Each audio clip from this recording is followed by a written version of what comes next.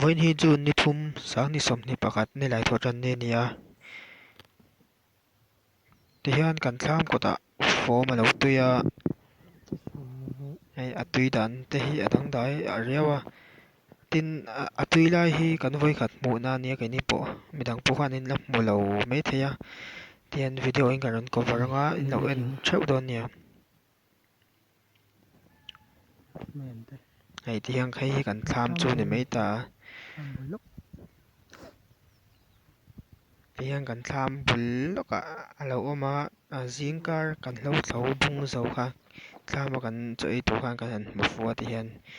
video in kan la a hmuh nawm khawp mai a keimah hi puan kan en nasa khawp mai a hmunah pawh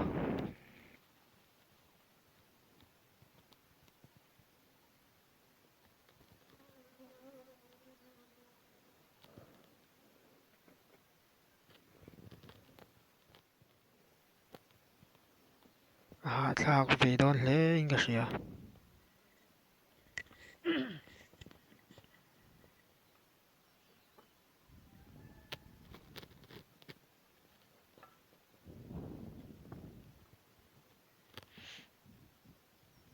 tian a tuina hi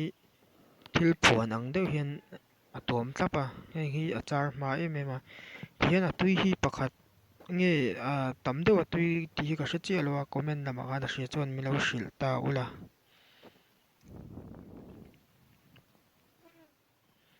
ti hian camera kan lak hnuah hian rei fe kha chawl ve a amah hi chuan a chawlh hnuah khan ti hian a chhin an nei zo kha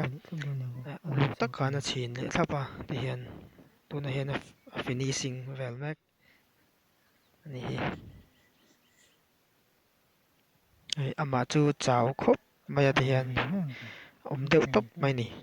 chau khawp mai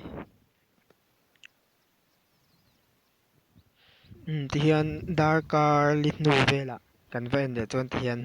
uluk takin a lo pek phui leh thlap tawh a ti hian a lo ro vek tawh ti hian a char vek tawh a